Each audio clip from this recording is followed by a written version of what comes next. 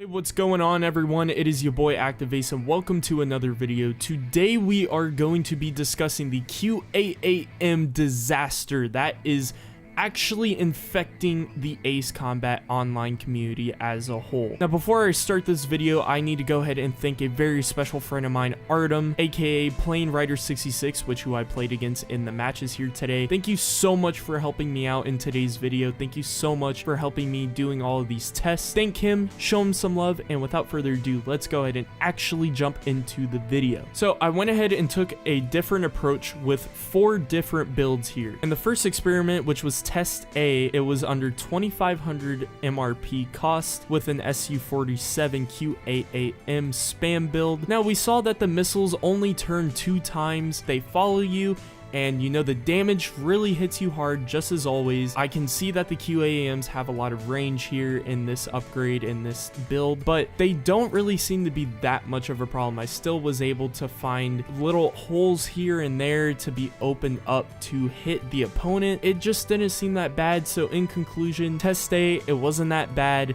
The missiles only turn 2 times. I definitely still think the damage here is an issue, because with one QAAM missile hitting me, I was blown into pieces. Now, in the second test here, which was Test B, we went ahead and put the QAAMs upgraded to the max, as well as full capacity, range, homing, and reload upgraded. This is basically a living nightmare. It's almost as bad as the average F-22A QAAM spammer, which I'm getting a little bit ahead of myself here, but now here I went ahead and did see that the QAAMs here were actually turning at 3 times, but on average it was about 2 to 2.5. I actually did end up getting hit by one of the missiles, which did kill me. And just thinking about this into a game, you have to be on top of your shit throughout the entirety of the match. If you slip up one time just maneuvering with your aircraft, that is it for you. So Test B, in conclusion, is a complete fucking asshole. Now, in the third experiment, which was Test C, the cost was below 2,000,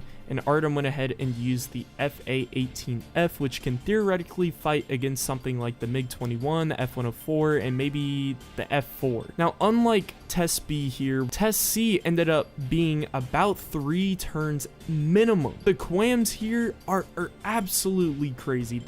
I think this is kind of ridiculous. The fact that it has all this range, when the missile hits you, you are out like a light. Last but not least, for the last experiment, Test D, Artem went ahead and picked something that the average F-22A QAAM spammer would use. The F-22A is already a top tier aircraft in the game, and for this to actually be able to equip the QAAMs and be able to have such a fast reloading speed, to also have the range capabilities, and then the damage as well, blows my mind that there is something this accessible, this upgradable in the game. So as you guys know, this whole entire idea has been talked about before in the Ace Combat community. There's so many videos surfacing around YouTube that this is an issue, and I think it finally needs to stop. The QAAMs, when upgraded and used as a main weapon, is absolutely overpowered. It hits way too hard, and it homes for way too long and makes way too many tight turns. And last but not least, you don't even need to look at your enemy to fire. At one point, Artem was passing me with his aircraft. We were going opposite ways, and as he was passing me, he fired off the QAAM and it automatically turned around. It was almost like fighting Pixie, like it had some special missile. Like I said,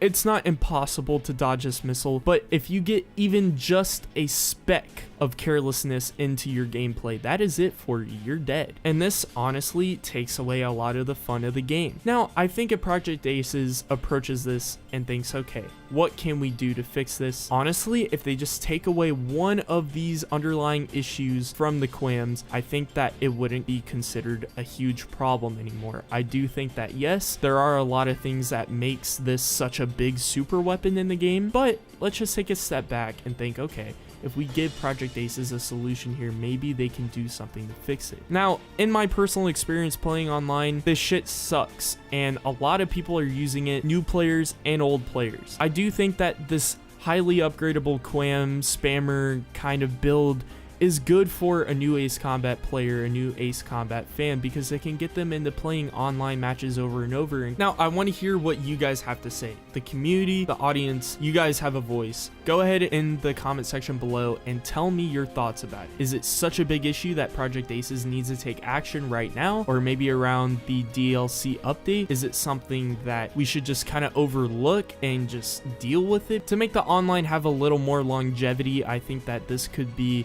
a great aspect to the game. Maybe updating it currently, adding different aircraft, different parts, nerfing, maybe could add a little spice, a little flavor to the multiplayer. Let me know in the comment section below your thoughts, opinions, ideas about this whole shebang here. If you guys are new, go ahead and click that subscribe button if you haven't already. Go ahead in the link in the description down below. Join the Discord server. Follow me on Twitter and Instagram if you haven't already. And with all that being said, that is going to be the video. Thank you all so much for watching, and I will see you all in the next one in solitaire.